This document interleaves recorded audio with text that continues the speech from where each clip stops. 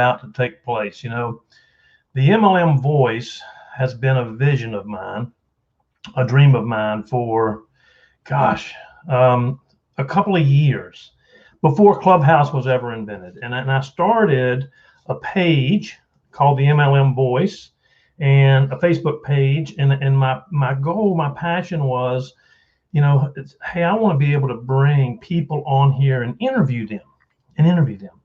And just like all of us, we have this great idea and we've got so many irons in the fire, we just don't get started with it. But it's always been a calling for me to be able to bring amazing people here.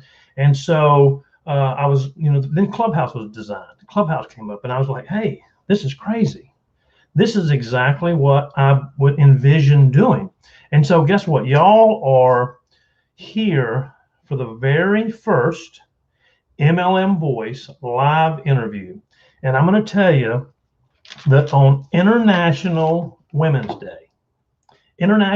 Day, I cannot think of a better person to be the very first person on the MLM Voice, but also on International Women's Day than the amazing Lisa Grossman. Let me tell you, Lisa is just one of those people in this industry that even if you haven't ever been in a company with Lisa, I have been honored and blessed to be in a company with Lisa.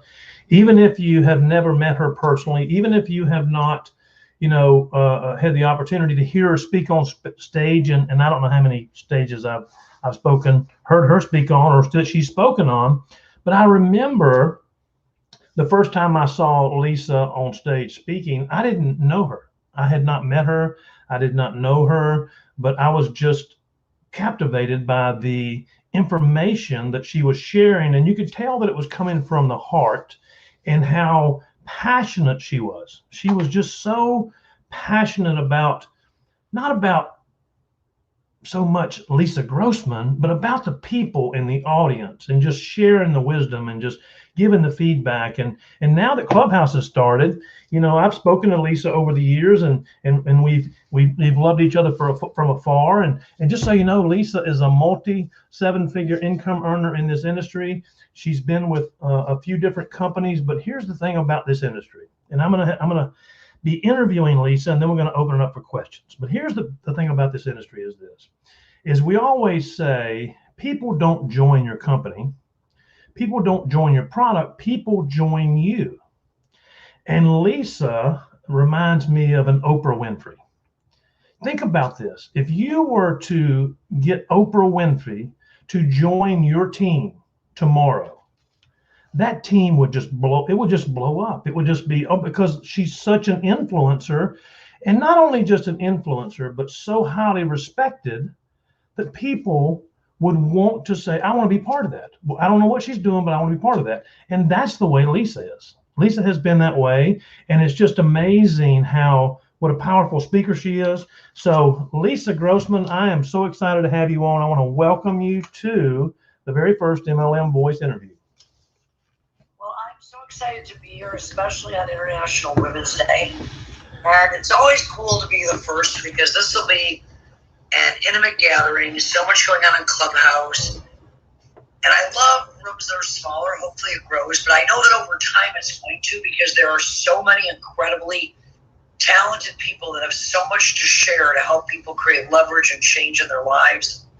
And I just can't wait to be here listening to other people. So, because I don't think I'm all that in a bag of chips. I've just been here a long time, and I have a lot of belief in what we do in this space, because I've been around the block and back again, and I've never quite seen anything like it. And I love the fact that I have the privilege and honor to be a part of it and spend my life in it. So, Alan, whatever you want to ask me, or anybody else wants to ask me, I'm going to do my best to give you an answer, and let's go.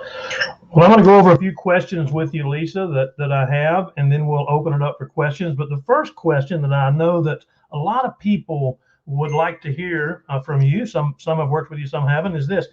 Tell us how you got started in the business. Very traditionally, almost out of a textbook. I got a call from a relative. Actually, she was a close friend of my mom, the kind of aunt that you pick instead of being born with. And she called me very, very excited, silly, over the moon, making no sense excited. And she wanted to come over to my house and share an exciting product with me. And I only vaguely remember hearing on the phone something about puppy. And I thought, oh my God, I hope she's not bringing me a dog to babysitters. And actually, it was what I later learned is referred to as a puppy dog approach. And she hooked up a water filter to my sink. She was very excited about it, wanted me. You know, I loved the ask because it wasn't to necessarily buy it. She wanted me to use it for a week, make all of my orange juice and anything I did with water, essentially use this product. And I realized now it was a puppy approach because if it's a good product, you use it for a week, you don't want to give it back. Yeah. I bought it from her, but in the moment that I bought it from her, I understood her business not at all because she kept going on and on about how exciting it was and she changed the world, change your life, and get rich. And you know, the thing was only $179. It lasted years. And she told me her profit was anywhere from $59 to like $100 and something. And I was looking at it, thinking, doing the math in my head of a lot of sinks in Dallas Fort Worth, but I was having a problem getting to like this was going to be a life-changing income. Unless there was more of this plumbing that she was taking up than I was seeing. I was like, what are you, a plumber now? And she showed me a video. The video didn't make a lot of sense either, but it was compelling. What's so interesting, Alan, is that video talked about, bottled water. Mm-hmm. You go to the store and you'll see it's just a small, little shelf in a corner of the beverage aisle. But one day, it's going to cover a whole aisle of its own. And I'm thinking, that's not going to happen. Paying $1 a bottle for it, and that's not going to happen. You can get it for pennies on the dollar. And I went to a meeting because it was so compelling, the story that was painting. I just didn't see it. And the meeting was not as bad as I thought it would be. It was actually much, much worse. The thing that I was most excited about, and I understand this was almost 33 years ago. The thing that I was most excited about with that meeting is that if I saw anybody I knew, they would have to admit being there. So they weren't going to talk about it. I was going to talk about it. It went on forever. Understood none of it. Thought it was fine. People started to stand up. I thought it was mercifully over. And she said, no, you got to sit down. This is the best part. I'm like, there's more. Oh, wow. My body language would have told anybody that was there what I was thinking. And all these people started traipsing up to stage. And back in those days, they did talk about incomes and show checks, but it wouldn't have mattered to me because I made a good living. What struck me was how excited they were. They were talking about loving to go to work in their living room every day and just spending time with people that they chose to work with and having all this fun and traveling. And it just sounded so awesome. I found myself playing that old what if game. And I called my husband from the payphone in the lobby of the Richardson Civic Center. So you see how I'm dating myself. No cell phones, not even those giant things we carry that, a battery an hour. And I called him and he said, how bad was it? And I said, Steve, it was much worse than even I could have imagined except for two things. And he said, what? I said, these people are dumber than we are, they're uglier than we are, and they're a whole lot happier than we are, and more importantly, they're making more money than we're making and having fun doing it. And he said, well, are you saying you wanted to do this? And I'm like, I think I'd like to. And he said, well, that's fine as long as you don't talk to anybody we know. So imagine starting your network marketing career from that perspective. But I learned a lot, and over time, Steve was less upset when I talked to people that I knew because it actually did make sense as a business model, as goofy as it was, primarily because everybody that I loaned the product, at least wanted to buy it. Yeah. So that told us there was a business there. Now, learning how to do it, how to make a living at it, how to make a team, how to build a team, how to not make it about myself, that was 2 years and a lot of anguish. But along the way, there were always people that reaffirmed that the product made sense. I knew the model made sense. I just didn't know how to do the model.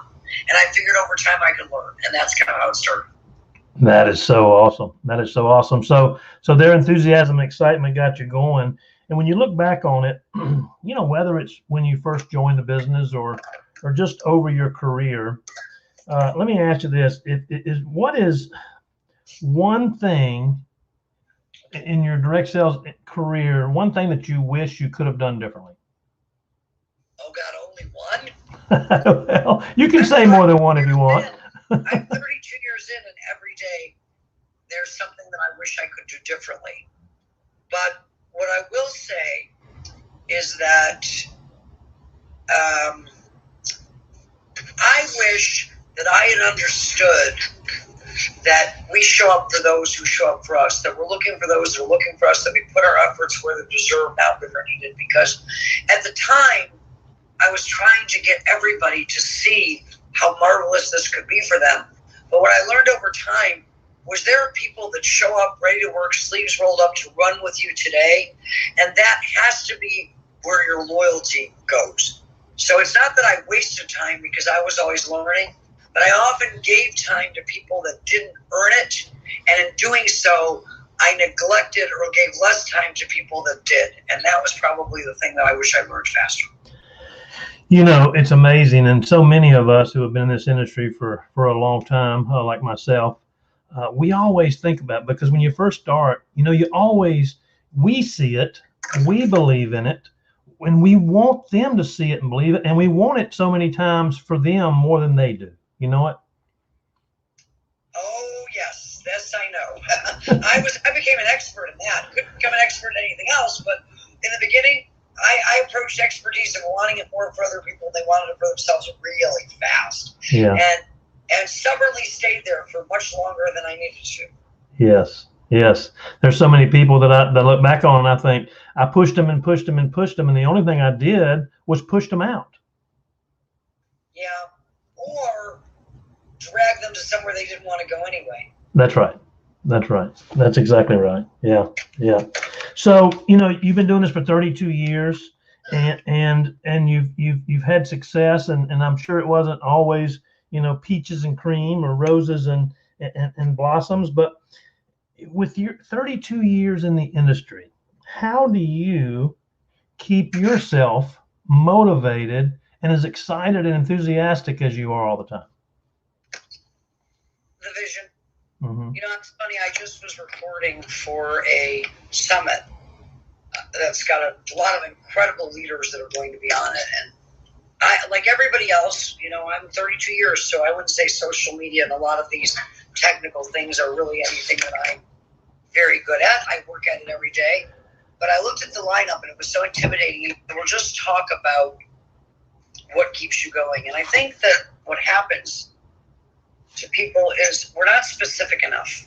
Mm-hmm. You know, whenever people say they want to make a lot of money, we go speed by that instead of slowing down and asking, what would you do with it? What's a lot?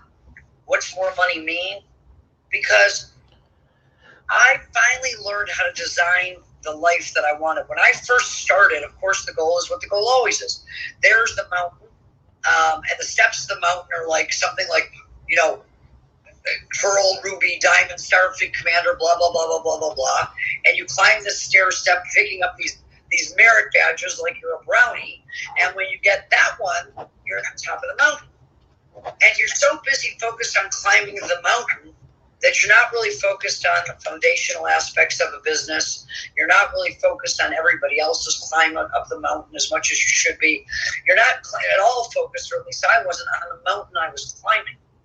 So you have to be careful what you wish for and be careful what you call a vision, because I made a lot of money and yet I wasn't really happy because I didn't end up with the life I wanted. I didn't design a business that was scalable, and I became the system in my business.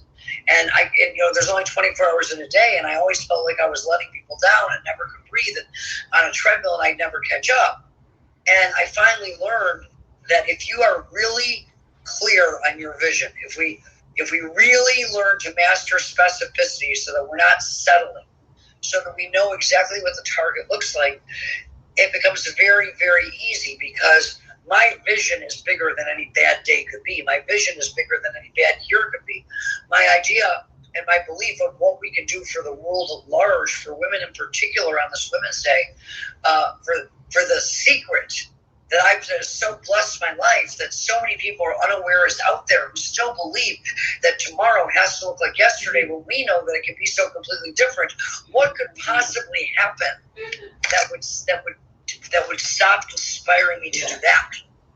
You know, so that's really what that's what happened for me. I just really began to understand the magic of what I'm so privileged to be allowed to do every day. And people pay me for it. And that's just amazing.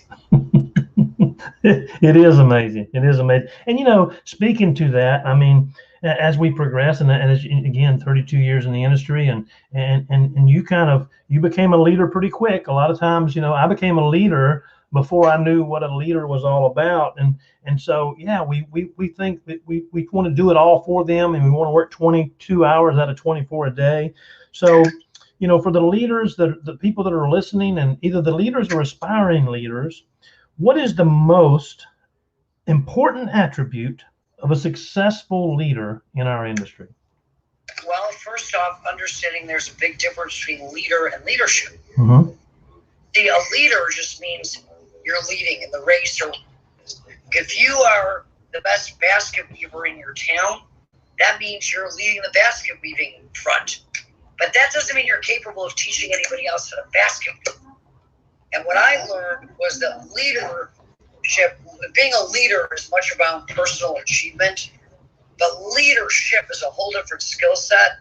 And I think that the day that I really stepped into leadership in my business and my business started to explode was the day I realized it wasn't about me. And in a selfie speak, I turn to the camera around me. Mm-hmm. Because leadership is about legacy. It's about building something that does not depend on you to survive, because if it does, there's no security in it. And if it's all about you, your business can never become bigger than you. You know, one of the things that really hit home with me is I've had the privilege and the honor of speaking on a lot of stages. And today, people are very anxious to get on the stage. I wasn't. It intimidated the heck out of me, because every time somebody was on stage, especially in the company that I started with, where there was so much talent, I just knew they were going to do it better than me, so why would I want to do it? But leadership is getting on the stage as fast as you can to prove it can be done, but then getting off the stage and making room for other people, because if people not stepped off the stage, people that were so much better at anything you could do on a stage except falling off of it than I was, you know, stepped aside for me, I would never have been able to develop and get better over time. So I think leadership isn't about you. It's about what can happen without you because you showed up in the first place. Mm-hmm. Yeah. I remember somebody telling me years ago, and I think it was the first time that I had spoken on a stage with over 1,000 people in the room. And, you know, I was sitting over there thinking, okay, as long as I don't make an idiot out of myself, I'll be good. But I remember a gentleman telling me, a guy that you and I both know, he said, Alan, listen, he said, it's not about what you're about to do. He said, you're going to go up there and you're going to kill it. I'm confident of that. He said, but here's what leadership is about.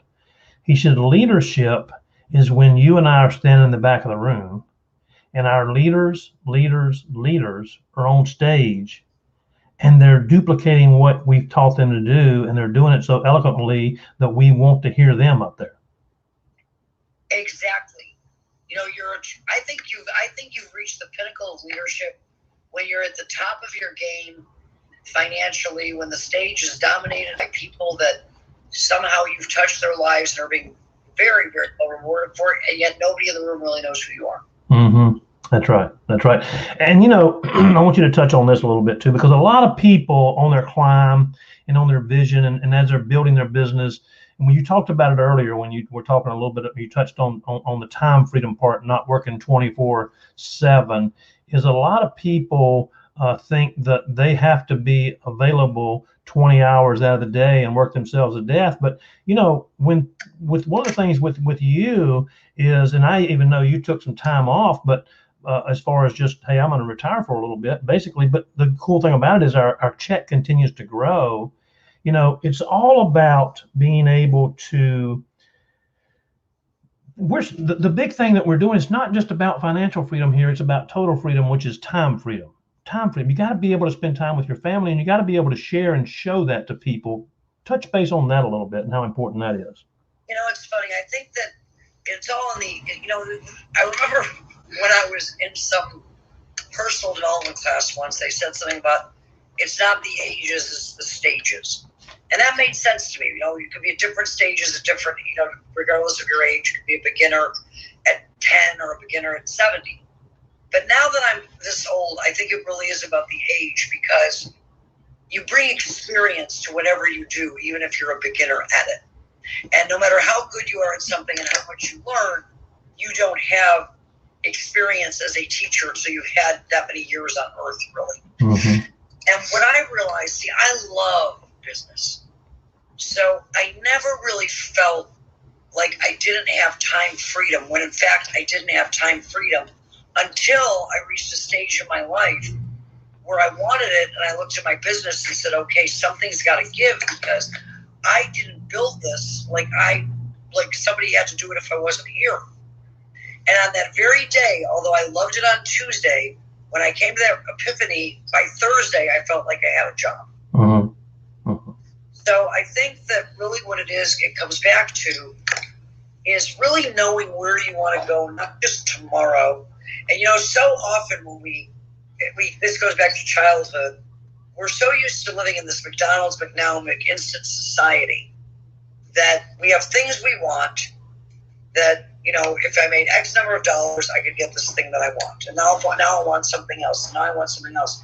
And then one day you realize that what you want, no matter how much money you make, isn't going to be created in a day. Now it's like, I started to think about what do I want my life to look like? And what I wanted my life to look like, not just for me to have time freedom, more time with family, I wanted more time to do the thing that only I could do. And that's when I began to understand the beauty of systems, because if we automate or systemize everything that is predictable, and in network marketing, so much is predictable. You know, how many times have you answered, you know, the 5 basic questions? 50,000 in your career? At least. So when we automate or systemize the stuff that's predictable, we have a chance to humanize and optimize the stuff that's exceptional. And what's exceptional are the people. And when you become the system and you don't, you know, have like a video that explains the comp plan, which doesn't have to be you, but even if it is you, do it on your best day, record it. Comp plan very seldomly changes. So every time I spend 45 minutes explaining a comp plan to somebody, that if they had watched the video, I could have spent 10 minutes asking the question. It's not that I wanted my 45 minutes back. I would have rather spent 45 minutes, 38 minutes learning about them, what they wanted, who they were, getting to build a relationship so that we could partner, joint venture, and go change the world together, instead of it going over something that wasn't going to change. And it's those moments where you're humanizing and optimizing the exceptional, where you are transferring leadership and people are learning how to replace you. So that now, if there's something that has to be done by somebody who shows up live, it doesn't only have to be you, because you had the time to work with the people and let the system do the everyday stuff to give you more time. You know, that's so spot on. You know, we talk about this. This is a relationship business. And so our job, as you mentioned, is to build a relationship, because people, you know, when we're sitting on the beaches somewhere and we're enjoying life and we're doing all these things, you know, it's all about the relationships. I've built some amazing relationships, and we allow the tools, let the tools do the hard work. Let the tools do the heavy lifting. Let the tools do all that training stuff, so we don't have to do that. And it makes such a difference. And so on that point, you know, because this is stuff that a lot of people don't learn when they first come in. What is the most important thing that you think, what's the most important thing to tell that brand new person? I just signed up today, Lisa. What are you going to tell me? Well, I want to move them to action as quickly as possible. So I want a system that they can get a result pretty quickly, that doesn't require a lot of training, education, you know, anything for them to get going and do. And the easiest way to train somebody on that is to make sure that what you're doing with them is what you want them to do with others. But the most important thing that I tell people, all business to me, and I'm not talking about a sale. You can make all kinds of sales and never talk to anybody. You know, I buy things on Amazon. My relationship with Amazon is they deliver, but that's with the company. I don't care which seller I'm buying from, because I don't know any of them. So it really does come down to relationship, and the relationship at the heart of any relationship is always the story. We are moved by stories. And what people often think is that their story is not good enough or spectacular enough, or they don't think they've done enough in their life, or they're embarrassed, or they're ashamed. And what I want to do is get their story and also find out what the story because there's 3 stories, right? 4 actually, when you talk to somebody. There's their story, there's the narrative they're running in their head, which usually has nothing to do with reality, but is real to them. There's the person's story that you're talking to, which is the most important story of all. When you've got the cookie and you want them to look at your cookies or understand your cookies or go market your cookies. And then, of course, there's the company story and how that all coincides in their life.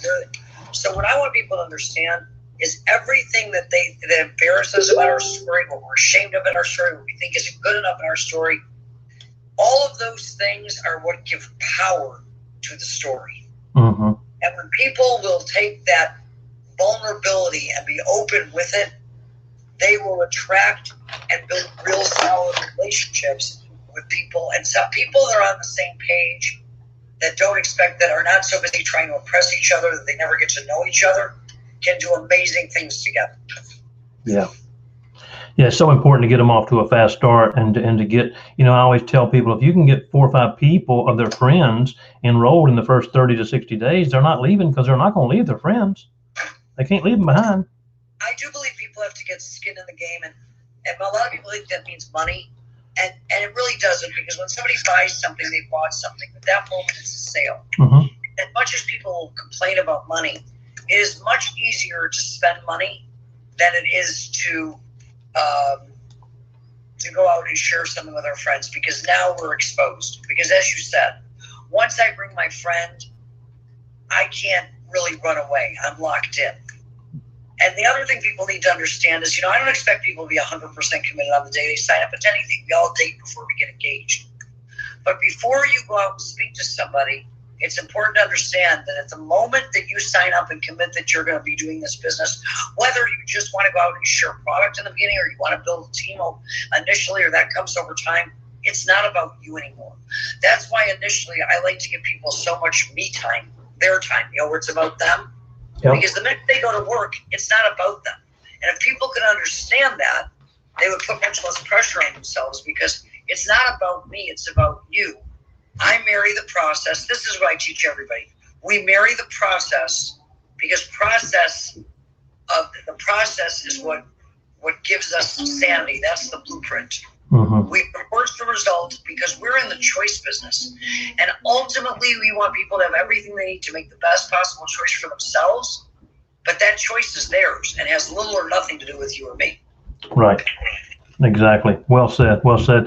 Well, listen, it's 8:27, and I want to open it up for questions. So if you've got a question for Lisa, you can go ahead.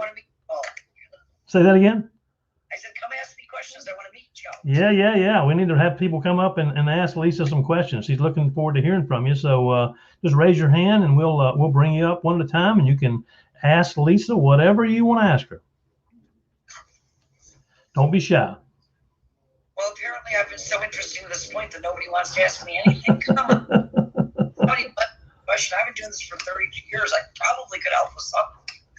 Yeah. A lot of times people are going, well, I don't want to ask that question. I promise you somebody else is wanting to ask that same question. Well, here's the deal. Let me give you Network Marketing 101. If you look at this thing, let's say that Alan and I are on the stage, and then you see this followed by the speakers. See, I know all of them, or Alan does, because we're following them. And then others are in the room. That's like the seats, these are the seats behind the first 2 rows. You want to get in the first 2 rows and then get on stage, because that's how you start to build your business. It's scary as all giddy up. It still scares me. And it's really scary sitting up here when nobody wants to ask you a question. Oh, thank you, Lisa. Yeah, we've got Lisa Blaisdell up. Hey, Lisa. Come on. Hi, Lisa. How can I help you this evening? Hi. You're amazing, Lisa. I just have so much mad respect for you, and I have so many questions. But, how do you how do you continue? And I know that there's a fine line between motivation and inspiration. Your vision is so strong. How do you continue to inspire, motivate, encourage your teams over time? Because we know there's hills and valleys, there's highs and lows, there's seasons for people. How do you continue to motivate your teams and your leaders so that they hang on to the vision that you have for the long haul? Well, first off, everybody has to have their own vision. It's just where the visions align. Because, they say you're in business for yourself and not by yourself. But every business that you're in is a lonely business in that everybody has to have the one thing. There was a movie once called City Slickers, and Billy Crystal goes on this trip with his friends because he's really not all that happy in his life. And this older guy tells him, "What's your one thing?" When you know what the one thing is, like it gets easy. And he ends up getting in this river and he's drowning. And when he gets out of the river, he says, "I know what the one thing is." And for him, it was the realization that although he was taking his family for granted and it wasn't as exciting as it was the day that, infatuation, he got married, or it wasn't as exciting as the day you had the baby, that's all he could think about. And the reason I say that is because I don't believe we can motivate anybody. I think motivation is overrated. I think motivation is the equivalent of a warm bath. What we can do is inspire others. And the most inspiring thing that you can do if you think other people are going to lose track of their dream is to make sure you never lose track of yours. Right? Because people will always be inspired by the story. And your story, their own story. And there's no inspiring story that comes to, "and then I quit." You can make a change in direction. You can decide to use your gifts in different ways. But if the end of the story is, "I really came to the conclusion that that I was no good or it wasn't worth it anymore," then you're no longer inspiring anybody, including yourself. Right? Now, as far as keeping a team going, you have to help everybody get to what their one thing is. And that's why I always say, if we do not master the art of specificity, we will most definitely master the art of settling. And the way that I always like to teach this is, let's go back to kids. If you ask an adult, "What do you want for your birthday?" the first thing they'll tell you usually is, "Oh, you don't have to get me anything." Now, do we really believe they don't want anything? We all want something. They just don't really know what it is, and they don't want to tell you they don't know. Ask a kid, a 10-year-old, "What do you want for your birthday?" And they will show up with a list. And they will tell you exactly not only what they want, but they will tell you exactly why they deserve it. They will tell you exactly why they must have it. They will make you understand that life will not be the same if they are able to get it. They will tell you what store it's available at. They will tell you where it's on sale. They will have every detail down to the brass tack, so that you never can say, "Let me go check it out," or "Let me go find out how much it is." They know. And what typically happens when people know with such certainty, when they are that clear, the universe gives in. We think it's us giving them the toy, but we don't respond to whining. We respond to assertiveness, because they're so bold in their belief that's what they need to have. That's what we lose as we get older, that we have to rediscover. That's what leaders have, because they are painting a picture they can see so clearly that they don't even realize that it's not manifested yet. So true. That picture moves you forward. So if your picture is, "I want to get a bike," and you get a bike, you better reassess. And let me tell you what happens to people in network marketing. We talk about the why that makes you cry, why. But here's the thing: whatever why got you started, if you're on the road, you've had some level of success, it's in the past. My friend Dundee is in the audience. My friend Cindy is in the audience. And Dundee got started, it was a financial need. Cindy, it was a need to be home and get out of corporate America. But today, Dundee doesn't have those same financial concerns, and Cindy is home. So the why is a good part of the story, but it's no longer what drives us, because we've conquered that. And the why in the beginning is what gets you going but it is the vision that is so big that you will never fully achieve it that keeps you moving forward. Yep. 100%. And that to me is what we really have to work with people to develop. Because it's okay to start out with small desires, small goals, not easily achievable ones, but we should. As a matter of fact, I think I've probably interviewed as many, if not more, $1 million earners than just about anybody in the space. And more often than not, they started with a list of things they didn't want. I don't want to have to show up at a job and not be with my kids. I don't want to have to ask permission to go to a softball game. I don't want to have to go to the grocery store and always count my money. I don't want to have to say no when my daughter wants, ballet lessons, or my son wants to do sports, outfits. But eventually it flipped from what they didn't want to what they wanted. And today, although most of the top earners have extraordinary enough incomes to do just about anything they want, maybe not by private planes, but pretty much anything they want, they're still going and going and going. So obviously the vision is bigger than all that. And we have to always check our own, and then we always have to help others. And then you do things like incentives, contests, and a lot of fun stuff. Because you don't always like work together. It's all about community and camaraderie and culture.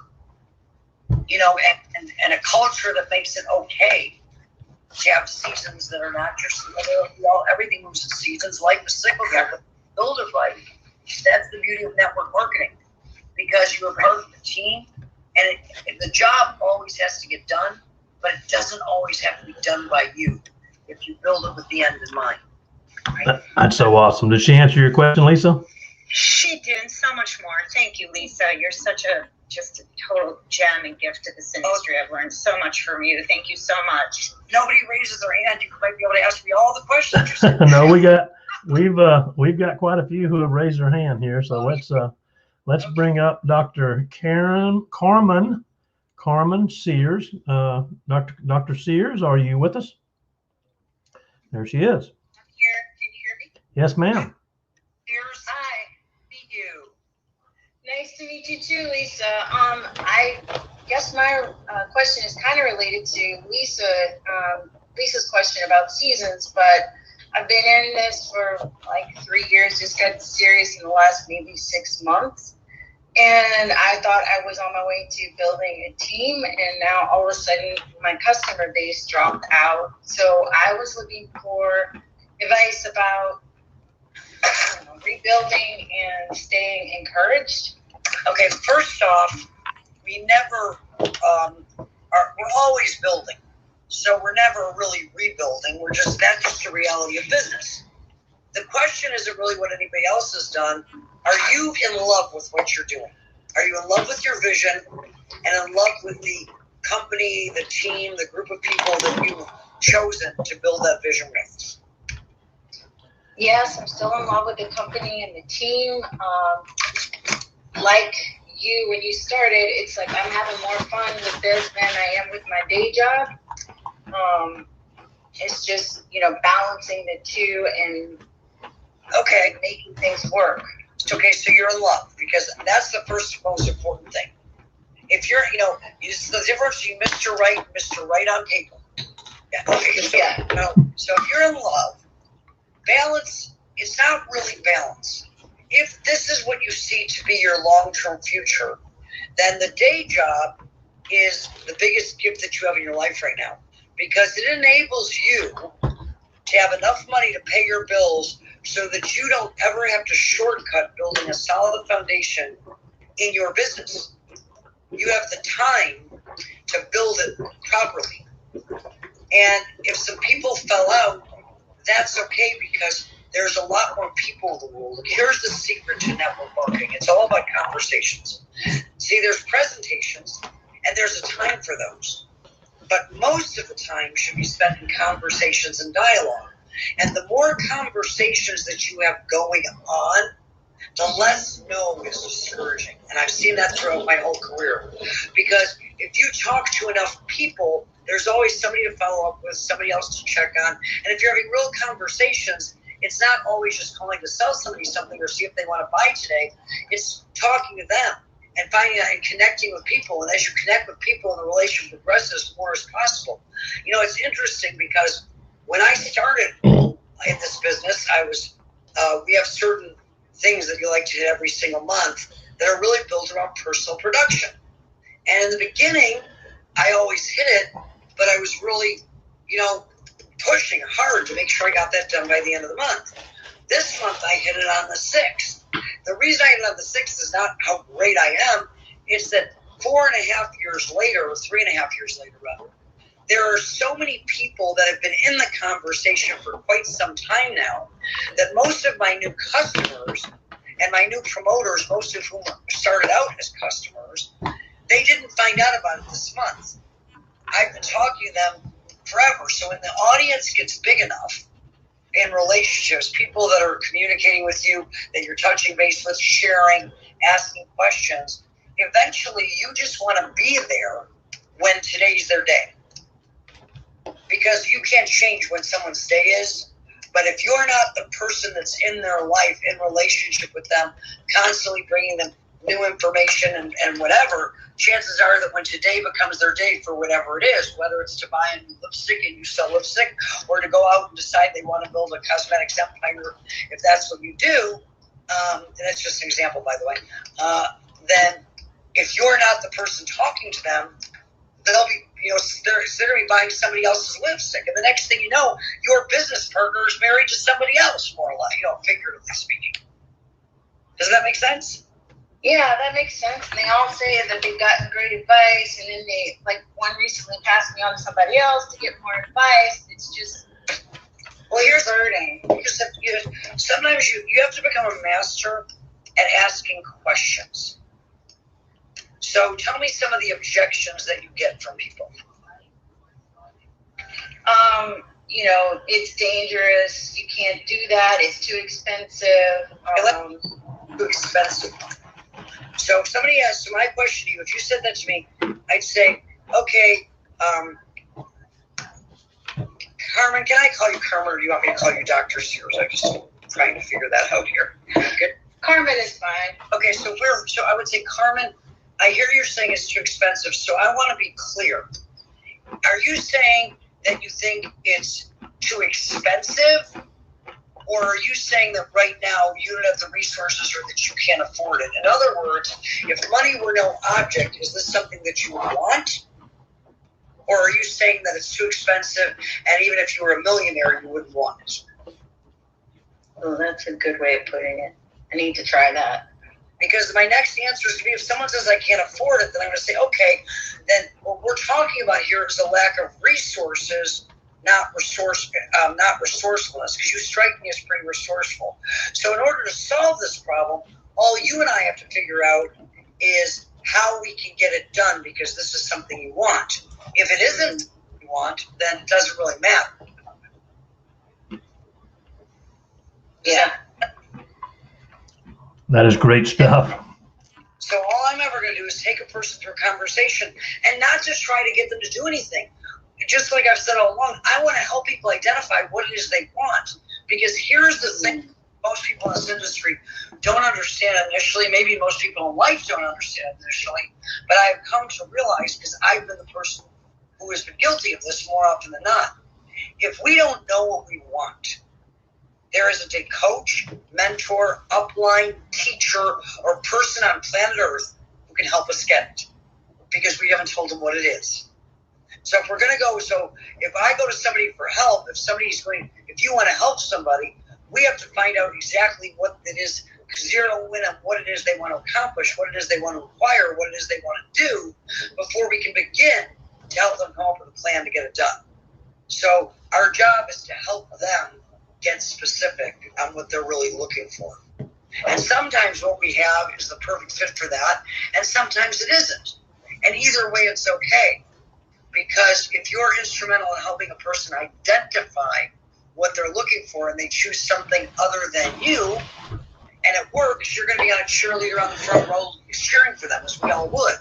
If it doesn't, you're going to be their first phone call because you cared enough about them to help them find out what they wanted and do your best to help them find it, even if it wasn't with what you would have preferred they chose today. Yeah, that works. That sounds better.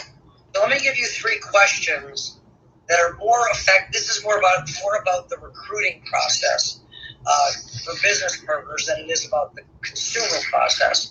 But usually, I like to talk to people that love the product or try my products because I think it's easier. But here's really what you're going to find out. When you're in a conversation with anybody, there's a series of questions you just really want to get the answers to. And in your own words, in the course of conversation, I'm not saying like a interrogating attorney, but I would ask, the first thing I would ask somebody is, are you happy right now? And I'm not saying like, are you happy a cotton candy kind of day?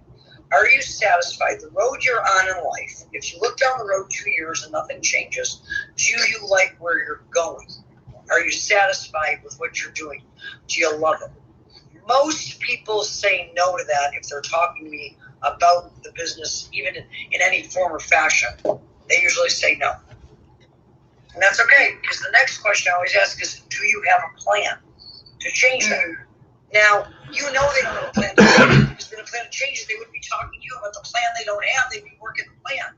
But what you're doing for somebody is you're allowing them to connect the dots. Hey, I'm not happy, and I don't have a plan to change it. And when they say no, the next thing is, great, would you like to see one? It's probably not for you, although I'm sure you're going to love the product. Almost everybody does. But if you see what I see, I think together we can do something pretty special and help you get some of the things you want that your current situation isn't allowing you to do. And if you don't, that's okay, because what you need to do then is go keep looking till you find the plan that's right for you, because you deserve to be happy. Okay. Does that help? Yes, thank you. That's good stuff. Good stuff. Thank you, Carmen, for joining us in and asking that question. And let's see, Lisa. Next up, we have Miss Denise Longton. Denise, are you there?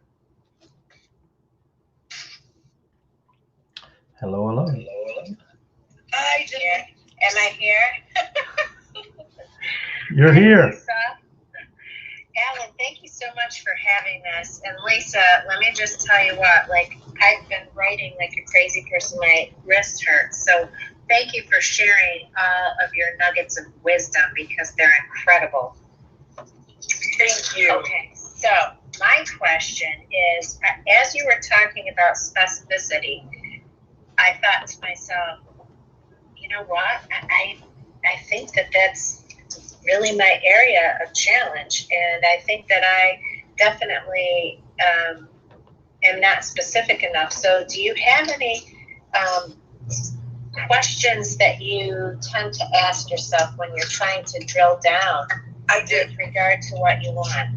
I do, and this is an exercise I just started deploying about a year ago, because I realized that goals are great, and they worked a long, long time ago, and they still work, but the challenge today is we are so, it's a 24/7 world, lights everywhere, and so many distractions. It's very easy to lose sight of the vision when we get caught up in the day-to-day that becomes the week to week, a month to month. So today is March the 8th. So I want you to imagine that it's March the 8th, 2022, and Alan and I are doing the reunion interview. Okay? And pull out a paper, and I want you to write down March 8th, 2022, and at the top put, oh my gosh, that I just lived the best year of my life, especially in my business, which made the rest of it possible. Okay? Now I want you to write and tell everybody why it was the best year, because that's going to help you understand how you really define what a great year looks like. Where did you go? What does your team look like? What kind of people are you working with? What's the stuff you're doing together? What's meaningful to you that you got to do in the year? And write all that out. But before you do that, I'm going to give you we're going to go back to the kid and the Christmas list. I'm going to give you an exercise. Pretend that today was Magical Monday, and because it's Magical Monday, I'm not only going to pay off all your bills, I'm going to deposit $2 million in your checking account. But the key is, you have to spend all that money, all of it, in the next 6 months, what would you buy? Where would you go? Would you homeschool? Would you travel? What would you do with your kids? Would you contribute? Would you find a cause? Would you become more active in your community? Would you become more active in the global community? Would you what? And I want you to write without thinking everything that comes to mind with specificity. What you're going to get a new house? What's it look like? Where is it? Is it on the beach? Is it in the mountains? Why the mountains over the beach? After you've done all that, look at that list and highlight the things that really are things that speak to you. And then go write why this year, 1 year from today, was your best year ever. And then you'll have a pretty good idea of the vision that you're creating for your life. Wow, that's fantastic. That is the best answer I've ever gotten to that question. I thank you so much. My pleasure. Please keep me in the loop and let me know how you feel after you finish that exercise. I for sure will, because I follow you, and I will definitely keep you posted on that. Thank you so much. Thanks again, Alan. Thank you, Denise. And for those of you who have not clicked on Lisa's picture up here and followed her, and not only follow her but ring the bell so you know every time she's online, because listen, she brings it every single time she's in a clubhouse somewhere, and you can follow her on Instagram as well. And so next up, we have Miss Kathy Boyd. Kathy, are you still with us? Hello. By the way, I didn't see you in the audience. Hi, Troy. Troy McKnight's in the audience. He's amazing for those of you that don't know him. There he is. Yep, I see him. All righty. So we're looking for, there she is. There's Kathy. Hi, Kathy. Hey, can y'all hear me? We can. Okay. Hey, Miss Lisa and Alan, how are y'all tonight? Great. Good. Lisa, thank you so much. I just love following you, and I love listening to you. You bring so much to all of these rooms, and it's just amazing. My question is, I'm starting to look for a new company to start network marketing again. And I have been with some companies, and I've just willy-nilly picked somebody that, sometimes I just feel like I don't know what the hell I'm doing. I just feel like it's me. One leader that I was with, I just felt like I was always bothering her. And how do you pick a company? What do you look for when you're looking for a new company, and who to sign up under? Okay, well, first off, I want you to accept it. I'll answer the question, but I want you to also ask yourself, as I do, were you bothering somebody, or was it your perception that you were bothering somebody? So think about that, and I'll answer your question. Okay. Now, I have not gone from company to company in my career. I have usually, when I have retired or left a company or gone into hiatus or management mode or all the things I did over my career, it was usually not because I was looking for something else. It was that I was no longer being fulfilled, or figured that there was no longer the right fit for me with the company. So I was not the person who ever really went from here to there. And it's like, where'd you go? And with the exception of one time, and that's when the company literally went out of business, like overnight, and we had to find somewhere to go. But what I look for, first off, in all fairness, I was retired from the field, although I still have that check, and it actually went up a great deal during the pandemic. Like in 2011, actually, I think. And I did not get back into the field of network marketing until 2017. And the last two that I did, I was frontline to both those companies.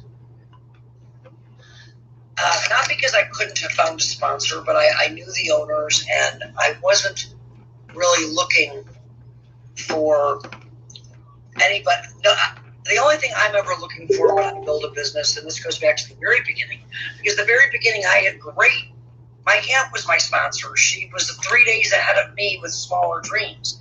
That's the company I met Dundee, and Dundee was my mentor who taught me the business, and I wasn't in her business, although I might have been somewhere down deep.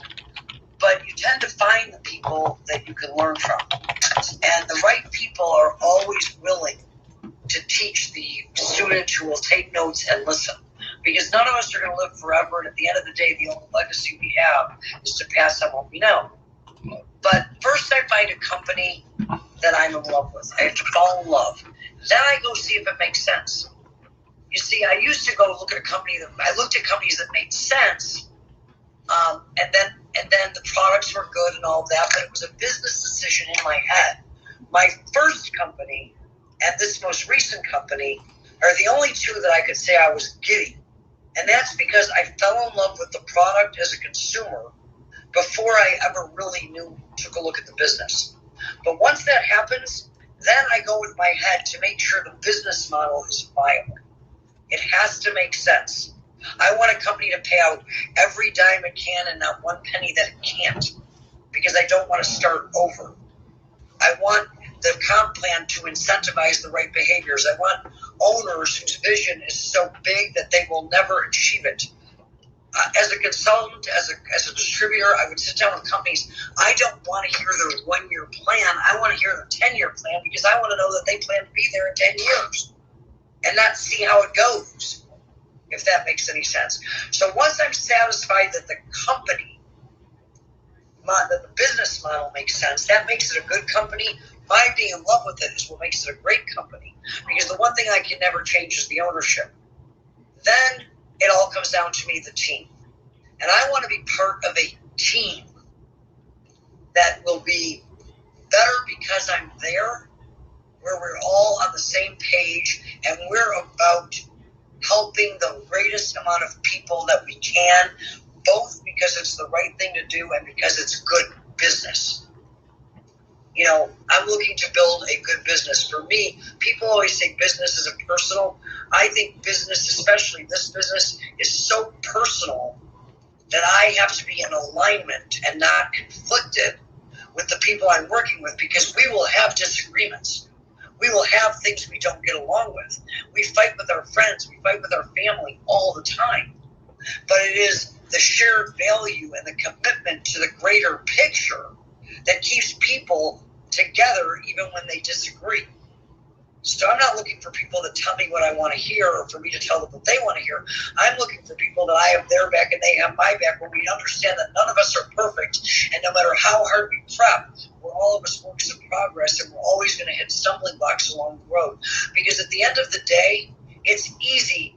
You can win with anybody. When everybody's winning and everything's going great, everybody gets along. What I want to be around in my life and my business are people that when things don't go well, we leave it all on the field. We leave it all in the field. We went together. We saw a picture. We gave it everything we have to make it come true, and we just missed the mark. I want to be with people that say, okay, let's go sit, cry for 2 days, have a beer, dust ourselves off, and let's go run again, because the vision of what we're here to do hasn't changed. That's what I look for. And just to tag on to that, Lisa, you know, and Kathy, that's a very interesting question. And so if you kind of listen between the lines of what Lisa was saying, it's so important that, you know, we use a lot of different analogies, and you'll hear different analogies, but what she's talking about is having that culture and having that belief in people who lead with love. Because see, I can tell you that if you said, hey, Alan, you got to go out there and get in a foxhole, and we're going to have this battle, because sometimes this business is tough. Sometimes this business can beat you down. Sometimes it can be frustrating. And that's just part of the business, and we got to accept that. But when you're back to back with somebody who's out there in the trenches with you building, you know, I would be in the trenches in a foxhole with Lisa Grossman any day of the week, because I know that whatever we're in together, that she's got my back and I've got her back. And that's what's so important. And Lisa and I are not part of the same company. We're not part of the same team. But I know her, and I've known her before. We were with the same company years ago. And I think, Lisa, that you know, that's so important what you just said. And that is that, you got to get to know that person, because you're going to spend a lot of time with them. You're going to spend a lot of effort with them. Once you go through the process that Lisa was talking about, it's really important to have that camaraderie, have that trust, know somebody who's, hey, we're here with you no matter what. And a lot of people talk a good game, but they don't. And that's so important. And, Lisa mentioned earlier with 2 companies, she said, I was direct to the company. And so a lot of people misunderstand that, and they think, oh, well, I'd love to be direct to the company. Well, not really, because you got no help. You are there, you're the director of the company, and everything that gets built below you is on you. There's nobody up line putting people and placing people and helping you. And so a lot of people misunderstand that and think, oh, well, you were director of the company. Oh, yeah, I mean, I had to do it all myself. And so that's so important. This last company was 2 years old when I went direct to the company. And the reason I did that is one of the owners of the company is one of my best friends in life, and he's on the other side now, but one of the best builders in the field. So if I need an upline, then of course he's there. But my concern was, again, it's the stage of my life. There's a lot of great talent. I want to support them all. But my expectations of me were high enough that I didn't want to have to worry about the drama or the expectation of others. Because I've done really well here, and I'm really happy about that. But when I came back, I didn't want to build the way I built in the past. And I didn't want people to have an expectation of what Lisa Grossman was going to do, because I didn't know what Lisa Grossman was going to do. I'd been out for 7 years, and what attracted me back was different than what attracted me the first time. Although much of it now is that fact that I did fall in love enough to want to not be able to stop thinking about it. Yeah. And to that company that Alan and I were in, let me see what it speaks to that company. As I said, Dundee was a top earner. I was a new kid on the block. And she was always there to support me. That was the culture of that company. And that company became one of the biggest companies the industry had ever seen, with so many people doing well, because the people that rose to the top of that company were abundance thinkers, most of them. That was the culture. Was a culture of abundance thinkers. So we all, and I eventually, never saw myself at their level, but I rose. And we all were of the opinion that a rising tide floats all boats. And what's good for the company is good for all of us. So the mission was not to beat up on each other. We already knew what the secret was. It was, how about there's a whole world of people out there that don't. Let's go share the collective story of how much success is happening here all over the place. And I think because that was my first company, that I was always looking for that community of spirit again in the space. And today it's much more prevalent all over the space than it was 32 years ago. 32 years ago, there was a handful of companies that are still around today because they had that abundant, solve problems, remember who your customers are, honor your leadership attitude. And what's interesting is when I left, and a lot of people left, there's only one guy that I know of that really had the staying power to still be there. And we're still all friends. Yeah. And that's really a testament to people. It's not how much you love me when I'm doing volume for you, how much you're going to love me if I have to make a change in my life. Right? Yeah. And Kathy, does that kind of answer your question a little bit? I would say go find something you love first that you can see yourself doing if everything else checks out, and go from there. But don't try to reverse engineer it, but have it make sense to you and then fall in love with it afterwards, because it almost never happens to my experience. Which doesn't mean you can't have a good business and make a lot of money. I've done it, but it's not the same as when you're in love with what you're doing. Yeah. Okay. All right. Well, thank you so much. Yeah. Hopefully did that answer your question? Oh yeah. Great. Great. Awesome. So thank Awesome. you. Yes, ma'am. Thank you. All righty. Let's see here. It's 9:03, and we've got 3 more people in line to ask questions. And the next one is Teresa Toms. Hey, Teresa, are you with us? There she is. Hey, hi everyone. How are you? Thank you, Lisa. I love this room. I've just been sitting here listening, and this is an awesome room. Thank you. I have a question. How do you get in a mindset to be positive around such people? Like, I'll explain my question again. How do you always be positive when some of your team members have such a negative mindset? Well, first off, I'm not always positive. I think there's toxic positivity. But what I do always do is try to look at things from different perspectives, because if you want to change the world, you have to change the way you look at it. So if somebody has a negative mindset, I typically want to find out why. What is the narrative in their head telling them? Because here's what happens.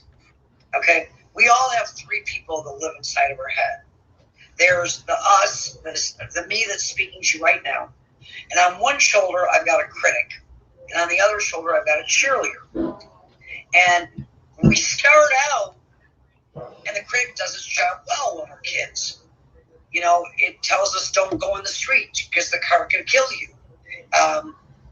You know, it really does its job. It tells you when to be afraid. Not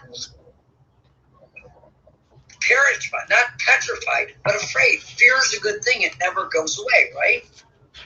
But there's a difference between being reckless, which that critic will stop you from doing, and taking risks, because being risk adverse is the biggest risk you can take in life, because there's no success without risk. On the other shoulder, there's this cheerleader that when you're a kid is telling you, oh my God, you're outstanding, you can do anything, you can be anything. Your parents are telling your relatives that you can be president of the United States, anything is possible. And then you go to school and you learn very quickly that they want you to fit in. If you stand in line straight, keep your mouth shut, you get cookies. If you step out of line, you open your mouth, they send you to the principal's office. So now we were told we're outstanding, but we have this system that's telling us we're not all that special and we should fit in. Well, you can't, if you're standing out, to be outstanding, you have to stand out. So there's a dichotomy. So somewhere along the line, we pick up this disease that I call terminal comparison and chronic unworthiness. And it's not really the world telling us that. There are people in the world, and it's cumulative. The 7th grade teacher that told you don't be a dreamer. The 12th grade teacher that said, who do you think you are? You'll never be that. You know, when you say, I want to do X, well, you can't do that. That's like Michael Jordan kind of. You know, don't dream so much. Don't have such big goals. Be realistic. But what ends up happening is after a time, no matter what anybody says, our critic is just the loudest voice we hear. And here's what happens. The antidote to that, of course, is vision. So again, I always want to root out why. If somebody doesn't want to find it out, then I just distance myself, because misery loves company, but not all miserable people want to be miserable. So you have to determine which it is, right? Because people are the best investment you could ever make. But you don't want to overinvest in the wrong people. But you'll never know if it's good or bad if you don't at least spend some time there to find out what's going on. And people are worth it. So once they know what they want, and you go through the exercise that I was just going over, you have a vision. Well, what the critic wants to do and is very successful in doing is if they fill your head with all the I can't, I'm not good enough, I'm not worthy stuff, and they take very simple things that shouldn't frighten us and turn them into personal sufferings that nobody else suffers from, we can't see the vision anymore. So now we're operating blind. And the only thing we have is a day of stuff to get done. That's part of the vision we can't see, so now it no longer has that meaning. And a voice in our head that keeps telling us we're not even capable of doing that well, and it's not going to matter anyway, and we become immobilized. And of course that becomes very negative, because then we turn around and see other people, and we watch their highlight films, we watch our own blooper films over and over again, and we come to the conclusion that what's it all worth anyway? Why are we doing that? But here's reality.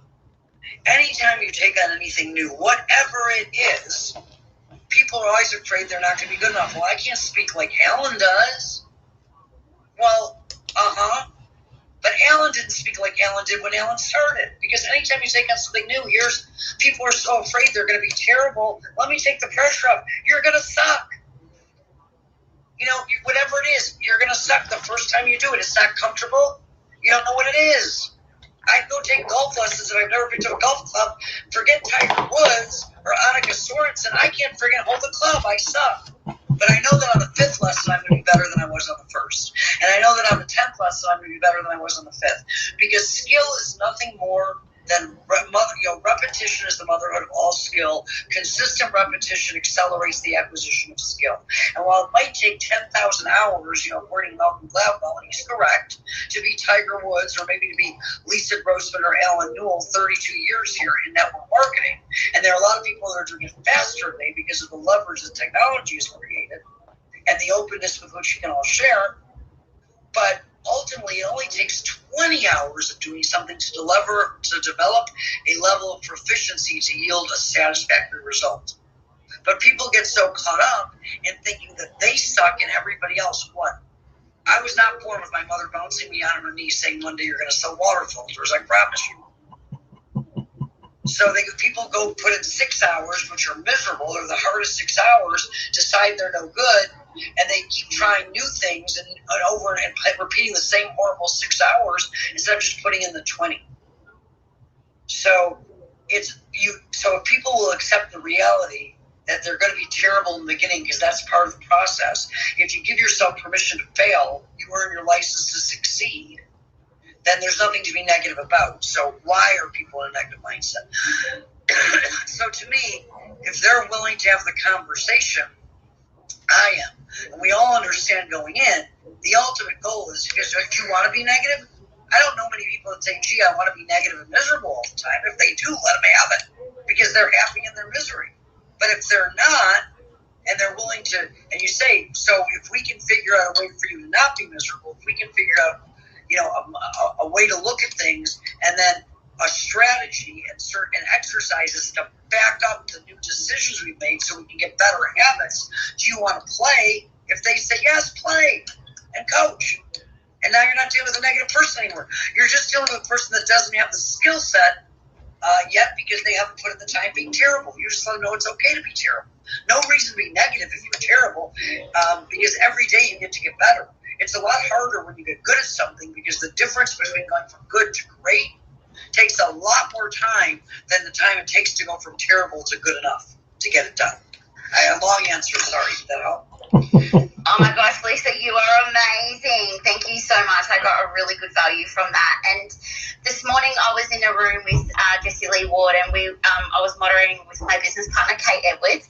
And happy International Women's Day, everybody in America and that part of the world. I'm from Australia, so it was our International Women's Day yesterday.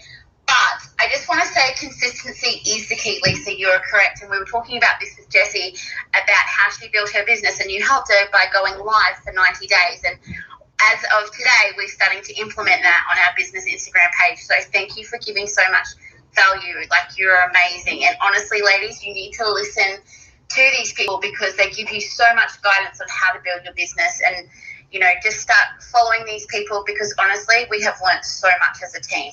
And Jessie Lee is absolutely the very, very best at what she does. And I have the privilege and honor of having enrolled her and being her sponsor. And I will tell you that the best thing I can say after 32 years is all these people that are young it gave me new life. See, I could be negative because what it takes me to do technology, I'm a techno idiot, but I now say it's not in my zone of genius. But I'm getting to learn every single day from all these amazing people. And as long as you keep learning and letting yourself have the freedom to learn and the permission to not be so very good in the beginning, it's more exciting than ever. They all keep me young. That whole, my daughter and Jessie Lee and, most of my team in America, I could be all of their mothers. But how many people at 59 years of age like I am get to have so much fun in their chapter 3 in life? So how you look at things. That's right. Thank you so much, Teresa, for your question. Now, Lisa, I want to ask you now, it's 9:13. We've got 2 more hands raised. Do you want to go till what? Tell me about your schedule here, girl. Well, 9:30 maybe?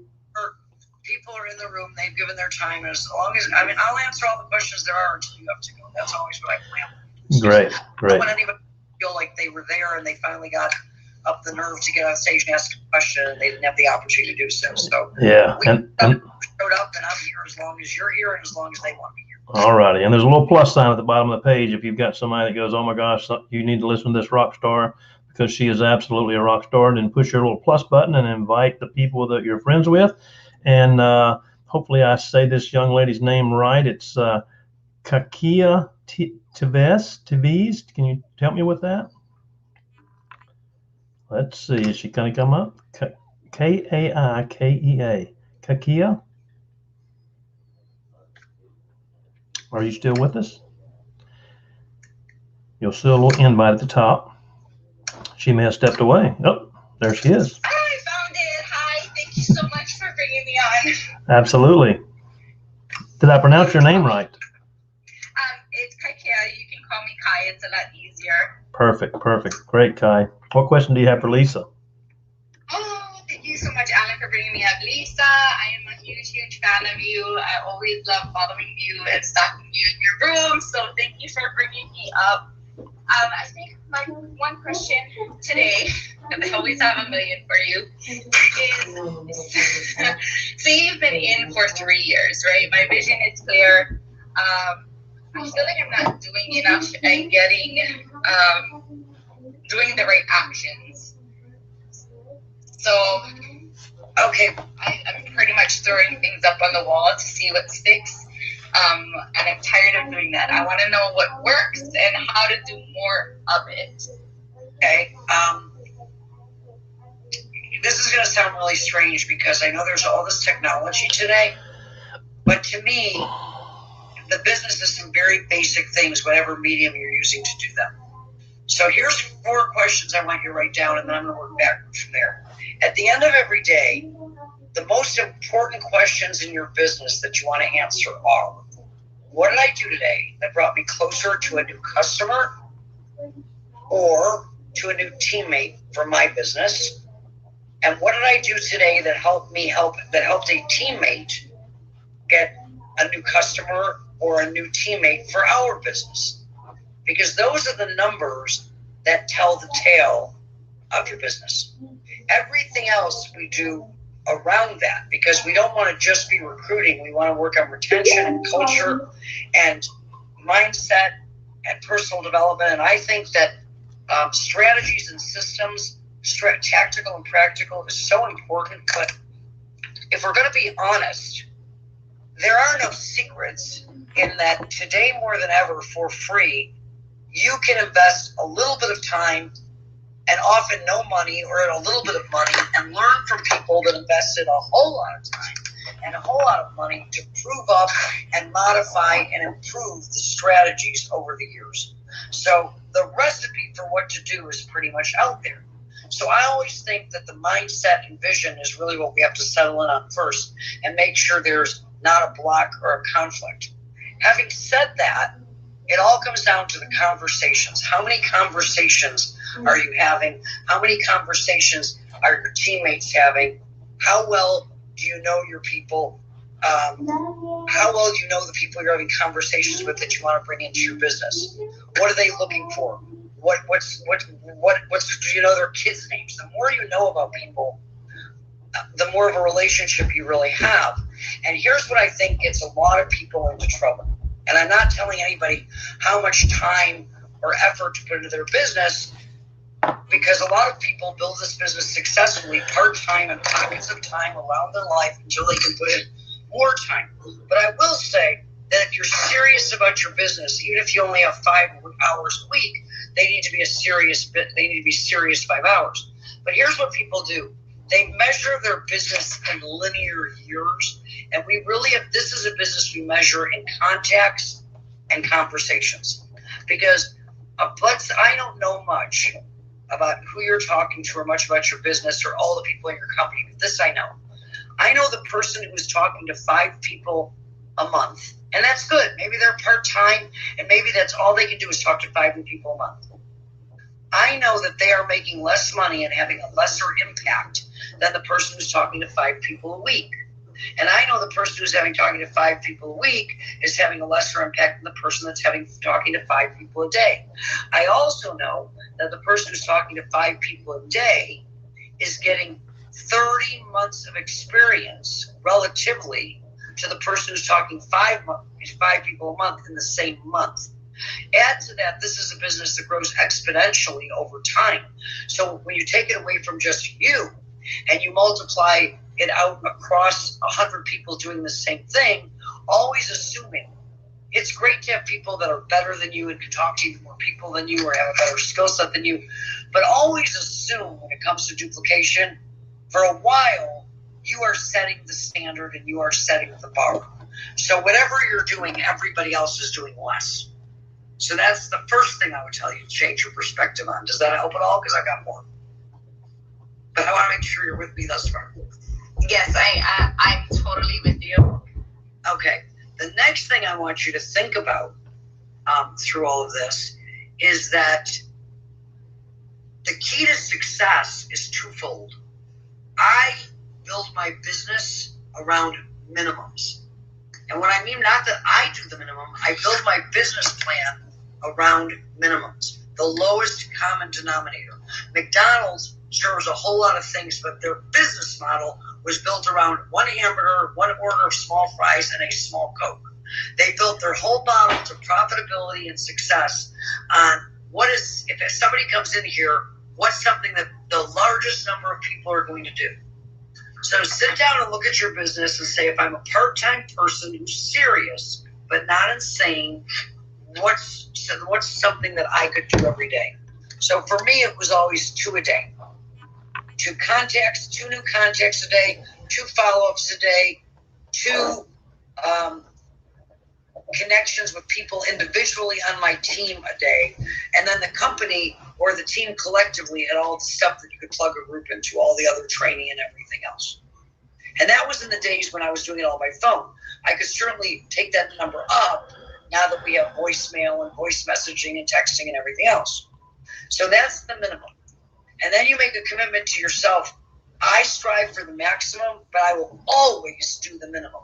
Because sometimes there is a season and life does get in the way. But it's very rare that no matter what's going on, that I don't at least do my 2 a day. And then, so now that you understand how that goes, that's what you build the business around. What's the largest number? Now when it comes to you. Lisa, before you go on, I don't interrupt you, but you need to tell the story about the 7-Eleven in your pajamas. Oh, I will. Okay. This is true. I was probably in my 2nd year in the business, and one day I did not do my 2. And Jeff Roberti had hammered this so well that I got into bed and I could not go to sleep. When I was in my apartment, there was like a 7-Eleven on the corner. I had done one, but I hadn't done the other. I literally drove to the 7-Eleven at 11:30 and basically threw an audio tape at the guy behind the counter. Did I think that he was going to do the business or even listen to the tape? Of course not. But it wasn't important whether he did or not. It was important that I did what I said I was going to do, because consistency becomes habit forming either way. And I was trying to build a normal.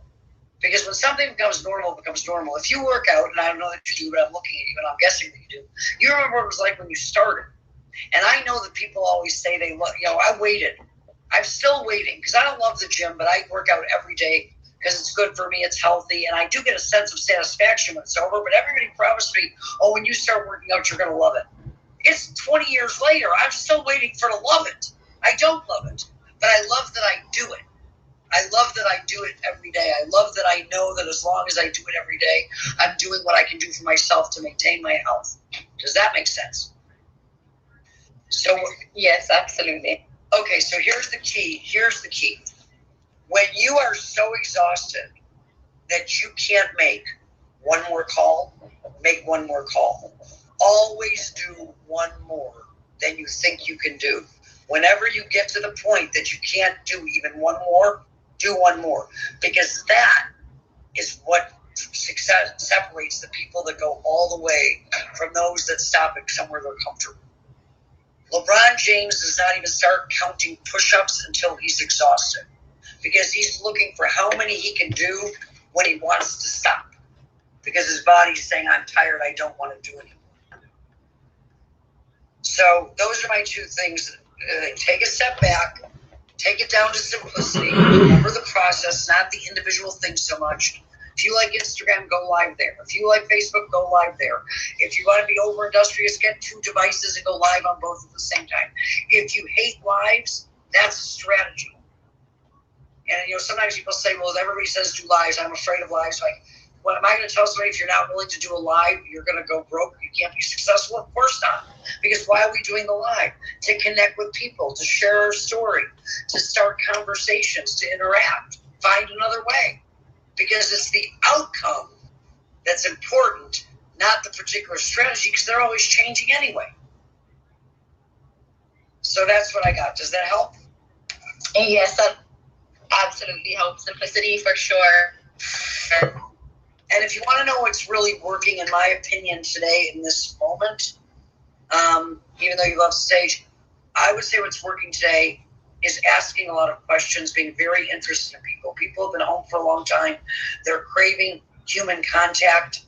And I think that taking a little extra time on the front end with conversations will give you a big payoff on the back end. All right. That was amazing, Lisa. We got one more question, and it is coming from Mark Fisher. Mark, are you there? Hey, Mark. Hello. Hi, Lisa.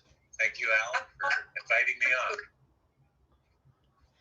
Absolutely. Absolutely. What's your question for Lisa? Well, I guess the number of questions that I had, I've been sitting here listening, and there's been so much information given that I kind of lost track of what the original question was, but I had a lot of answers provided. Some of the things that stood out for me were comparison and unworthiness, and I know that's something that I've personally struggled with, because I too have been around the industry for a long time, but made a lot of mistakes and haven't been successful in the industry for quite some time. There was a period where I was experiencing a level of success, and I think a lot of times my struggle now is overcoming that, comparing myself to others and feeling that I'm not good enough, and there's a lot of history behind that as well. But I've been trying to, and Alan and Denise and some of the others have been able to provide a lot of amazing insight for me. But at what point, I've been trying to focus on getting my confidence back up again, and just feeling like I am in a position where I do have something that I can offer. Okay. But at what point in time... I'm going to stop you for a second, because what you're doing now is you are circling into a narrative that does not serve you. So I'm going to better. Number one, do the thing and you'll have the power. You're caught up if you have something to offer. You have a company, you have a team, you have a solution, you already have, and you care about people. So you have everything you need to offer, but confidence doesn't come. You don't think your way into confidence. Confidence comes from doing the thing and understanding. You marry the process, you divorce the result. For you to think that what other people's decision is somehow a reflection of you, is taking away from them the power of control of their own lives. Because I am never ever going to be responsible for someone's failure, because I'm also never going to take credit for their success. Either one of those things is like telling somebody you're a victim of circumstance. I don't think you're good enough or smart enough to take control of your destiny and fail on your way to success like everybody else does. I don't believe that of anybody. They may choose not to, but they're going to own that choice. I'm not going to own that choice. So you don't have to ever apologize to yourself or anybody else for whatever decision they make. What you want to avoid is having to apologize to somebody someday who needed a solution that you had, but were so worried about how you felt that you didn't care to get over yourself enough to take them the solution that they needed. So what I recommend for you is change the script in your head. For me, years ago, I'm not afraid to talk to anybody. I used to be, because I was afraid people were going to laugh at me. But then I had a different thought. What if you've had friends that have gotten divorced or lost their homes, And whenever they're not our best friends, but they're people that we know. And when we hear, oh, so-and-so is getting a divorce or so-and-so was losing their house, our first thought is, they seem so happy. I thought they were doing great. How can that be? That's because human beings typically hide the things they're embarrassed or ashamed about. So I didn't want some friend to come to me and say, we hadn't seen each other in a while, and they're saying, so what are you doing? And I'm going, oh, well, I started this little thing, and I'm doing okay. I'm making like $700 a month, but I think it's going to get net.